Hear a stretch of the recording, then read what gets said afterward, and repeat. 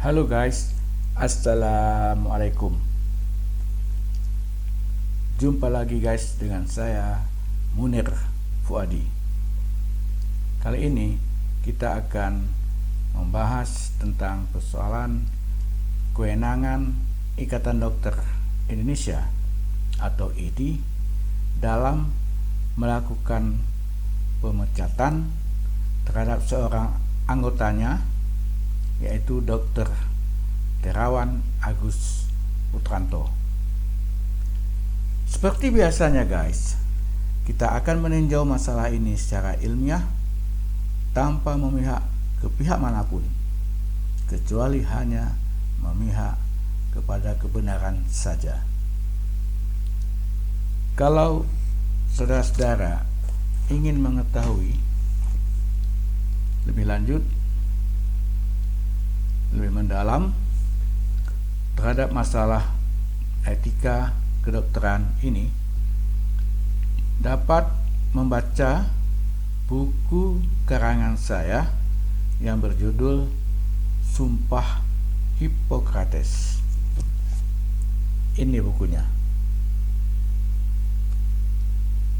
Ya, ini bukunya.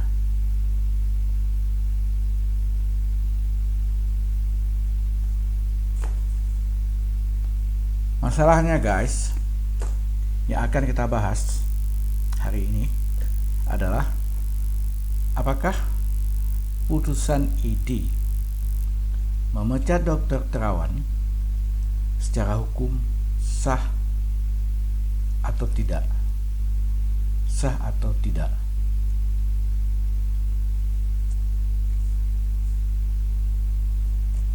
Mestinya guys, masalah perseteruan antara IDI dengan Dr. Terawan hanya masalah sidang kode etik biasa.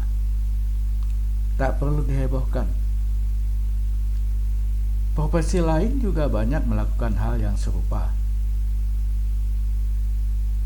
Organisasi advokat misalnya juga pernah memecat beberapa lawyer kondang dan senior dari organisasinya dan tidak pernah dihebohkan, karena hal tersebut merupakan persoalan biasa dalam sebuah organisasi profesi. Guys, ditinjau dari segi hukum, maka undang-undang yang relevan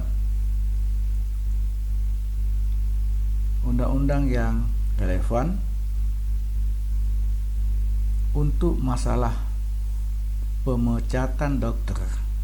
Terawan oleh IDI adalah Undang-Undang Kesehatan Nomor 36 Tahun 2006,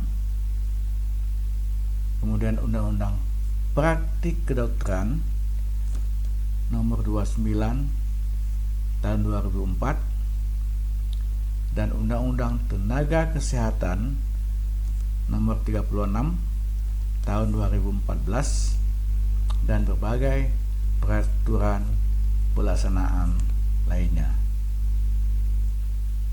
Nah, dalam hal ini guys, seperti biasanya, kita akan meninjau persoalan ini secara objektif ilmiah. Tanpa memihak ke pihak manapun, kecuali kita hanya memihak kepada kebenaran saja. Saudara-saudara, masalah pemecatan Dr. Terawan ini oleh IDI bahkan terkait juga dengan masalah hak asasi manusia atau HAM yang juga diatur dalam Undang-Undang Dasar 1945, yaitu berkaitan dengan hak warga setiap manusia, hak warga negara, hak setiap manusia untuk mendapatkan pekerjaan yang layak. Pasal 27 ya, Pasal 27 dari Undang-Undang Dasar 1945 menyatakan bahwa tiap-tiap warga negara berhak atas pekerjaan dan penghidupan yang layak bagi kemanusiaan.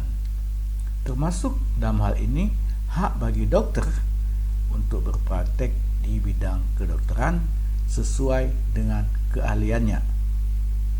Jadi hak seperti ini dijamin bahkan oleh Undang-Undang Dasar 1945. Kemudian, saudara-saudara, sebagai sebuah profesi, maka pelaksanaan praktek kedokteran haruslah dilakukan dengan cara-cara yang profesional sesuai dengan standar profesi dan kode etik.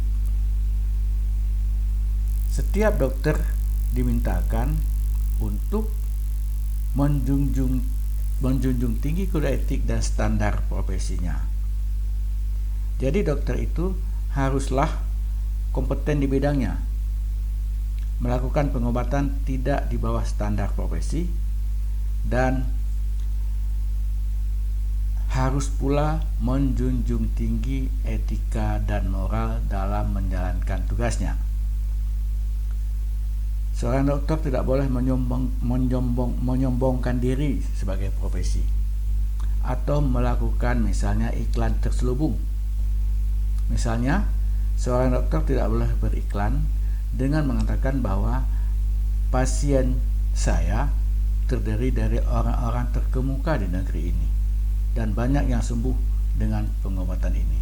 Itu sudah merupakan iklan terselubung.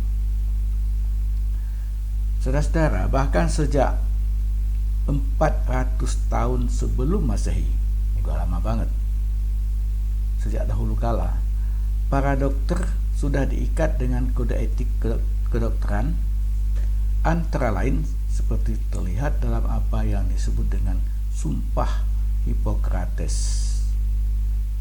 Hippocrates adalah bapak dari kedokteran dunia sepanjang masa. Salah satu alinea dari Sumpah Hippocrates menyatakan bahwa demi Tuhan, saya bersumpah bahwa saya akan mengobati pasien sesuai dengan penilaian dan keahlian saya dan akan mencegah bahaya atau kesalahan dalam pengobatan. Itu antara lain bunyi Sumpah Hippocrates. Jadi saudara-saudara, bagaimana cara mencegah bahaya tadi dan kesalahan dalam praktek tersebut? Dalam ini, praktek kedokteran haruslah dilakukan atau melakukan pengobatan secara benar dengan menggunakan obat yang benar. Bagaimana kita tahu apakah pengobatan sudah dilakukan secara benar? Untuk itu harus ada analisis ilmiah terhadap cara pengobatan seperti itu. Karena ini merupakan persoalan profesional, maka organisasi profesilah yang paling berwenang untuk menyelesaikannya. Dalam hal ini adalah Ikatan Dokter Indonesia, disingkat IDI. Pemerintah tidak perlu ikut campur dalam masalah-masalah profesi seperti ini. Apalagi ini hanya menyangkut masalah seorang dokter saja. Jika pemerintah ikut campur ke dalam masalah-masalah profesi seperti ini, berarti pemerintah sudah bertindak terlalu jauh, saudara-saudara. Sudah offside pemerintah, sehingga bisa dikategorikan sebagai pemerintah yang otoriter. Namun demikian, saudara-saudara, memang masalah kesehatan dan pengobatan terhadap masyarakat merupakan kepentingan umum atau kepentingan umat manusia. Dan sebagaimana diketahui bahwa hukum tentang ketertiban umum adalah hukum yang tertinggi atau yang dalam istilah populer disebut solus populi supreme lex. Solus populi supreme lex. Di samping itu, saudara-saudara, yang dihadapi oleh dokter adalah para pasien. Pasien itu manusia loh, bukan hewan. Karena itu dokter haruslah super hati-hati dalam memberikan pelayanan kesehatan. Nyawa manusia taruhannya. Itu sebabnya saudara-saudara, untuk mengetahui kebenaran suatu pengobatan haruslah mengikuti prosedur ilmiah kedokteran yang ketat. Perlu suatu uji klinis yang cukup sesuai prosedur yang berlaku dan diakui secara keilmuan. Harus ada bukti ilmiah di laboratorium. Harus mengikuti prosedur yang benar sesuai standar WHO misalnya. Jadi saudara-saudara, praktek kedokteran bukan praktek pendukunan yang tidak perlu uji klinis secara ilmiah. Jika kita berobat ke dukun, memang tidak perlu bukti ilmiah. Tetapi sang dukun cukup memberikan misalnya air putih saja, si pasien juga sudah merasa enakan, bahkan sembuh secara psikologis. Memang bagi para penemu hal yang baru di bidang apapun sering menghadapi tantangan yang tidak mudah. Galileo pernah dihukum mati karena penemuan barunya. Socrates dihukum mati karena ajaran-ajarannya. Keempat mazhab fikih dalam Islam, yaitu Hanafi, Maliki, Syafi'i, Hambali, mereka masing-masing pernah menjalani hukuman dari pemangku kekuasaan kala itu. Apakah dengan demikian Dr. Terawan merupakan salah satu penemu seperti itu di bidang kedokteran sehingga menghadapi banyak tantangan? Wallahu alam. Hanyalah waktu dan sejarah yang akan membuktikannya nanti. Bagi Dr. Terawan yang telah dipecat oleh Ikatan Dokter Indonesia, sebenarnya dunia belum kiamat. Jika masih ada upaya banding misalnya terhadap putusan Majelis Kehormatan ID, tempuhlah prosedur banding itu. Atau dapat juga menggugat putusan ID tersebut ke pengadilan. Biar bapak-bapak hakim yang netral itu yang menilai putusan ID tersebut sah atau tidak. Terhadap putusan pengadilan juga dapat ditempuh prosedur banding, kasasi, atau bahkan peninjauan kembali. Jadi, jalan masih panjang. Dr. Terawan, meskipun mungkin tidak rata jalannya, berkerikil tajam, bahkan berliku-liku. Apabila Dr. Terawan merasa tidak bersalah, carilah keadilan. Karena di zaman ini, keadilan itu tidak jatuh dari langit, tetapi keadilan harus diperjuangkan secara sungguh-sungguh melalui berbagai peranata hukum yang ada. Bahkan di negeri seperti ini, seringkali keadilan merupakan barang lux yang tidak semua orang dapat menjangkaunya.